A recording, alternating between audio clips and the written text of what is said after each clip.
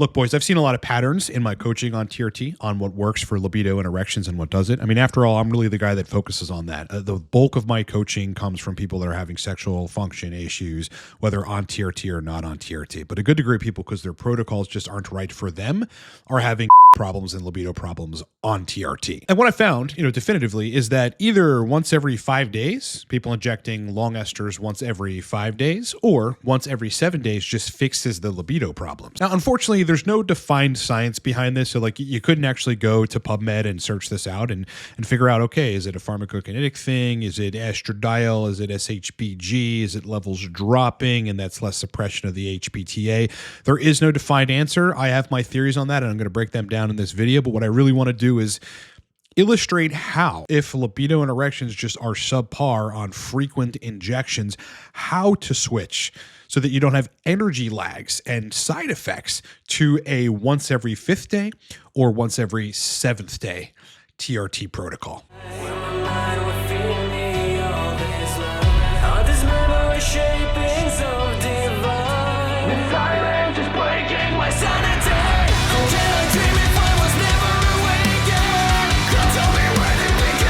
All right, in the meantime, before we start the video, look, Cortex Labs is a TRT guided sexual dysfunction resolution and performance optimization company. Got a range of different products ranging from the source list, where you can get any anabolic, DHT itself, ancillaries for a lot cheaper from trusted sources. If you need to circumvent your clinic, go get Source. If you need to get stuff you can't get from your clinic, go get Source List. We built a nootropic stack. It's called Torque. It's like Adderall without the side effects. 20% off. You can get that down in the description of this video. And lastly, I'm a coach on TRT protocol restructuring and sexual dysfunction for men, whether TRT or not. You can hire me for one-off calls or bigger packages in under a minute at livecortex.com. All right, let's get started. Yeah, now look, as I broke down in the beginning, one of the first things I'll try if we're not moving to short-acting, fast-acting esters like Proper Cream with people that are on TRT that are having libido problems is just to take them less frequently, right? To go through a process of modulating doses and working your way up to an every 5th day or an every 7th day injection frequency. And unless there's some other thing wrong that we've got to target, which sometimes there's atrophy of penile tissue, people might have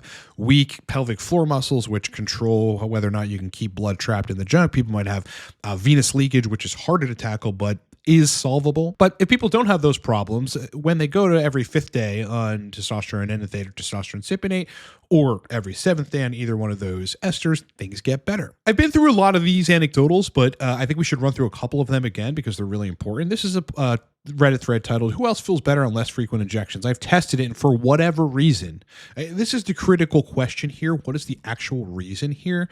Whether possible fluctuations in E2 or aromatization, but I feel consistently better on one larger injection a week over 2 or 3 smaller sized injections. On another thread, this is another important one. Again, this isn't going to be for everybody, but a lot of these guys and a lot of my clients respond to less frequent injections. This guy goes, tried all kinds of protocols.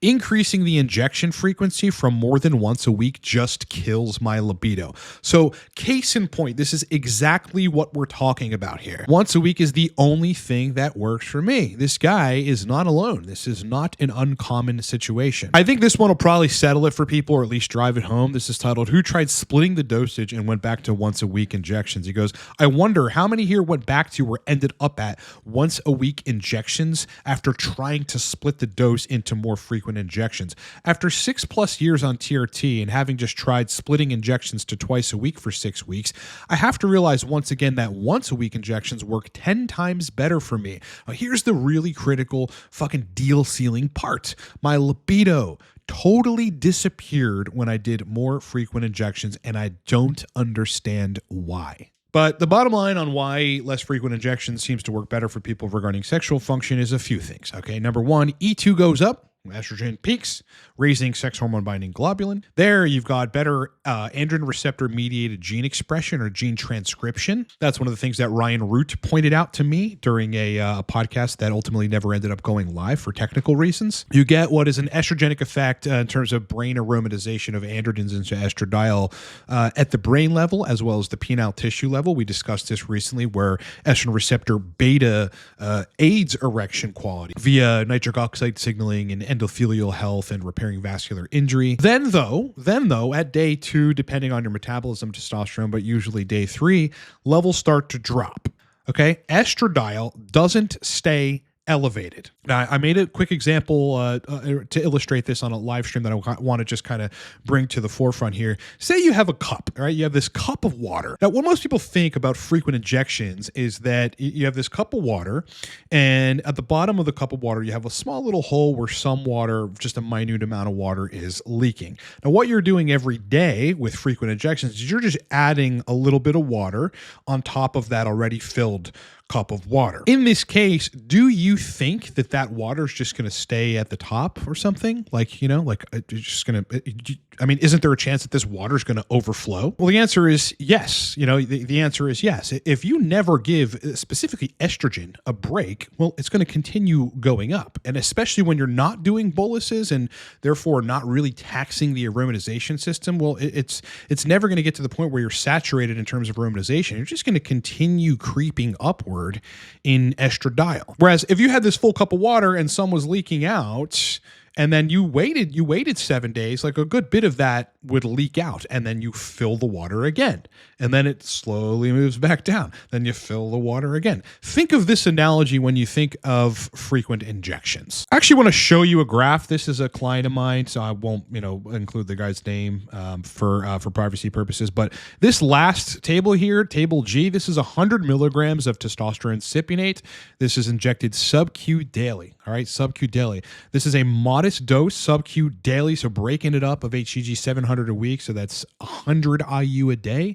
No aromatase inhibitor. This guy is in shape, is lean, doesn't have insulin, liver issues, nothing. I'm just going to scroll all the way down to this marker here, this 175 marker. That is estradiol. Okay, that's slightly over range estradiol. That would the equivalent to that in picograms per milliliters. What is that? 47.6. Like, okay, some people might think like that's not troubling amount of estradiol, and it may not be. It depends on the person, right? But 100 milligrams a week doing sub Q. Dude, that's fucking 15 milligrams a day. That is a low TRT dose, okay? The guy's micro-injecting doing sub-Q, and his fucking estrogen is still above range. So if anyone tells you that injecting frequently somehow lowers estrogen, it fucking doesn't. Think about the cup analogy. Yes, it will prevent peaks, but ultimately it's just going to do this. You don't know if the cup is going to overflow. It really depends on how you're excreting estradiol. But I want to think about calcium D-glucarate in those cases. So estradiol doesn't stay elevated, okay? It starts going back down. Then you get the right amount of testosterone, DHT, and estradiol, at least at the peak that your body may need. Look, if you're running 25 milligram or even 30 milligram daily injections, if your body needs for the AR-mediated gene transcription, among other things, a certain amount of androgens, considering that exogenous testosterone is likely just not as strong and as potent and as responsive at the tissue level as your endogenous level testosterone, then you just might need more at a time. This is not rocket science. Some guys just definitively, they are just going to need more androgens at once. And lastly, you're probably getting less suppression of the HPTA. Yes, you're getting one bolus injection and you're getting some suppression. The testicles might change in that period, but then you're getting less suppression. A lot of guys that go back to once a week have to use less HCG or no HCG because for 4 or 5 days of the week, they're getting no suppression because the levels aren't going like this. The levels are still stable. They're dropping, but they still have enough androgens to go to the gym and feel good and have energy, but they're not directly suppressing the HPTA. So those are my takes on why this is the case for people.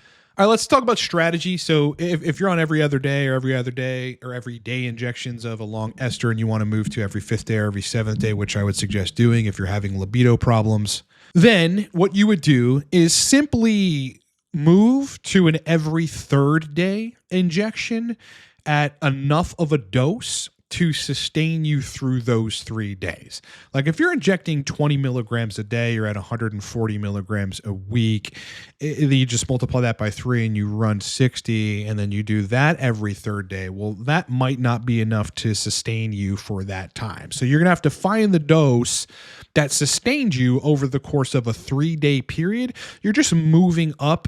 You're gapping the frequency a little bit by a day or 2, doing it slowly, maybe 60 at your, regular dose of 20 milligrams a day, maybe 60 every third day is fine for you. And you have energy for the gym and you feel good and you're not fucking tired. But a lot of people are going to find that when they go to less frequent injections, they ultimately might need a little more testosterone per injection. Now, at this stage, like you're probably already steady state, or at least have 1,000 total testosterone because you've been injecting, you've been micro injecting. So you should have enough test in your system. But if you're coming from a short ester, or say, I don't know, you're troughing very low for some reason, then the quickest way to get to a steadier state of higher levels on, when you start splitting the injection frequency, gapping it out a little more, would be to inject more at a time. So let's just take this example of 150 milligrams of testosterone enanthate injected every 3 days. Now, the first injection, let's say you're starting from low or zero, or call it a trough from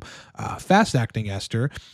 First injection gets you 558 nanograms per deciliter above where you were. Second injection take you to 974 above, and the third is 1279. Now, the fourth injection of 150 every third day, you're at 1498, and the fifth you peak at, looks like 1700. So what this really means is that, what you want to try to do is do as many iterations as it takes of a probably slightly higher dose of a long ester every third day to get to the point where you can then increase the gap, because the next move is to go to every fourth day. If you've injected 4 times at 150 milligrams every third day, you've done that for 4 iterations, well, you're at 1500, 1530 or something total testosterone. So that's sufficient for you to then start gapping things out. So the next week, you just go to every 4 days. At this point, you probably want to keep the dose the same just so you can see where things are at. Because as you move up in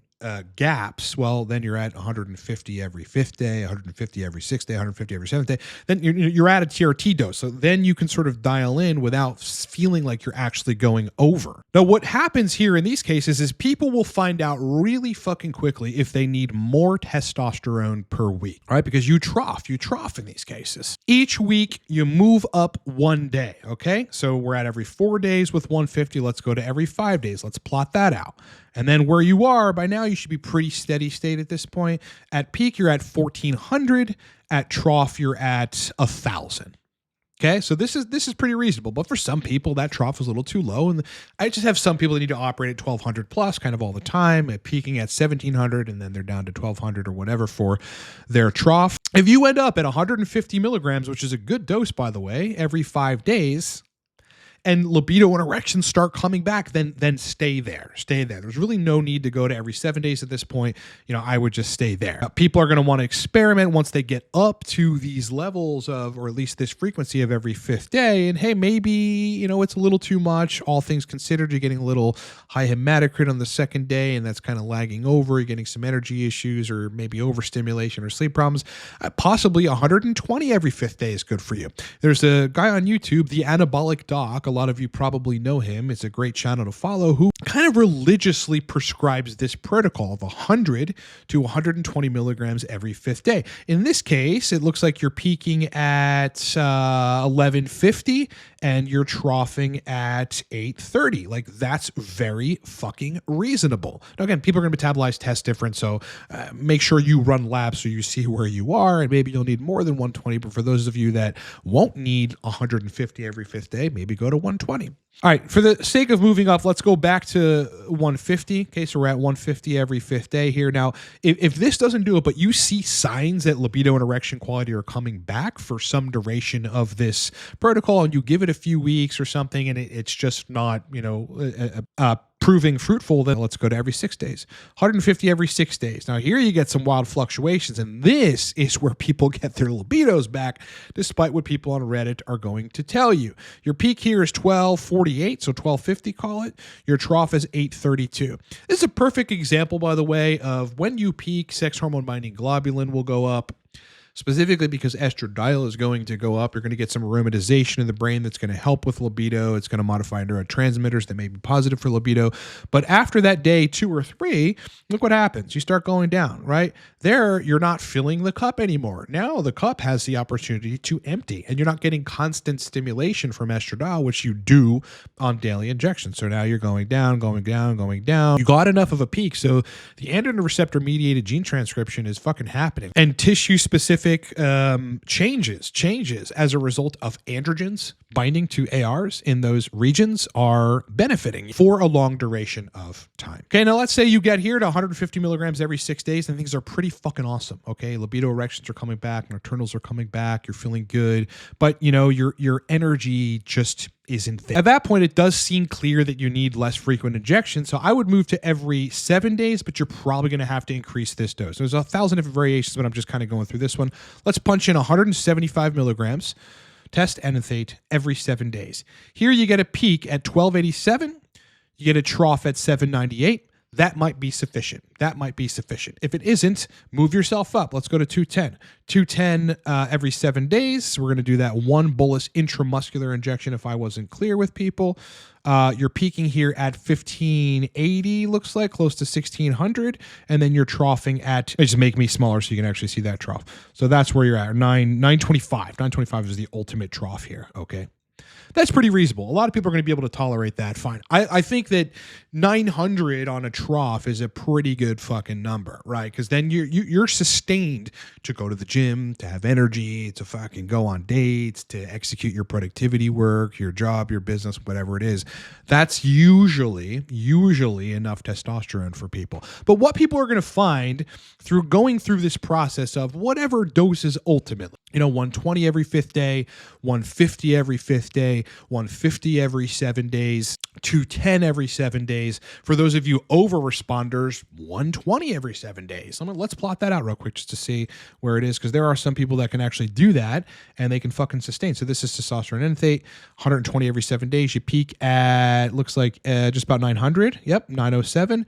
And you're troughing at 534. If you can tolerate that, you can tolerate it. Yeah, plenty of people do, I can't go down to 570. I'll start feeling weak and, it's just going to be hard for me to go to the gym. But you've got to decide and figure out what dose works for you that you can sustain the whole week and not be tired toward the 5th, 6th, or 7th day, and where libido and erections work well. So basically, you're moving up in day increments in terms of frequency. You're just spreading apart. Each week you go. And then you're adding more testosterone if at the trough of that period you start to feel tired.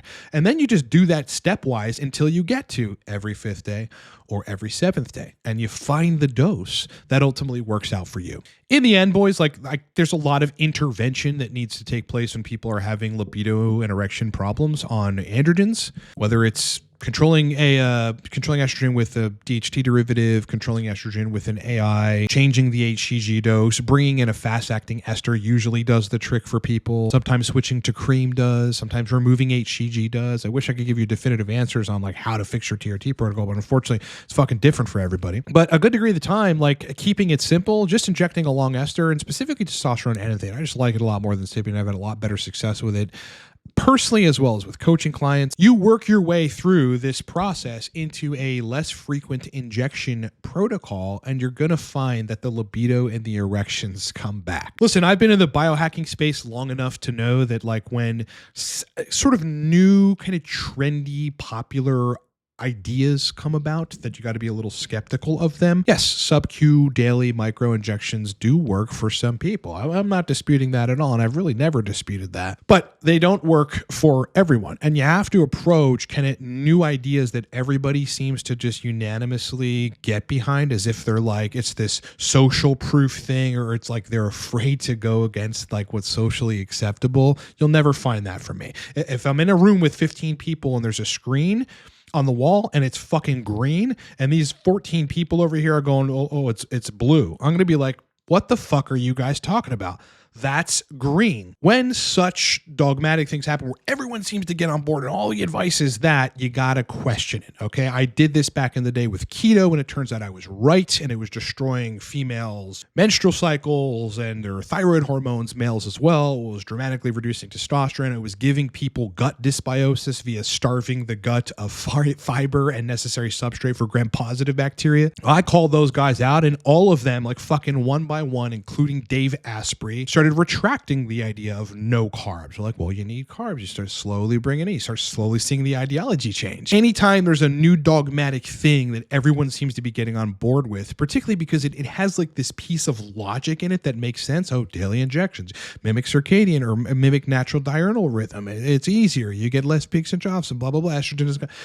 You got to question it. By the way, injecting fucking Test-Sib daily is in no fucking way mimicking diurnal rhythm of testosterone. Less frequent injections just seem to work better for people that are having issues on frequent injections. I've given you the proof. I've shown you the anecdotals. I've given you a strategy. And if this is you, now you've got a way to execute it. All right, boys, as I said in the beginning, look, I'm a coach on this. This is why I've got a breadth of knowledge regarding what to do in certain cases in TRT protocols, whether it's just modifying your protocol with a complete restructuring of it, which we'll put on a document on a one-off call, or you need ongoing help for serious issues with libido and erection issues. We're going to need multiple protocol changes. I'll need to be monitoring you, creating documents on the web with your protocol, talking with you every other day or every third day to get that better. I've got a lot of clients that hire me for that. Trust me to do that, and we get them better. You can hire me for any one of those options in under a minute. We'll be on the fact-finding call as soon as tomorrow at livecortex.com. Again, Torque Stack is a nootropic that I built, which is kind of like Adderall, but doesn't have the side effects. It's fucking powerful, boys.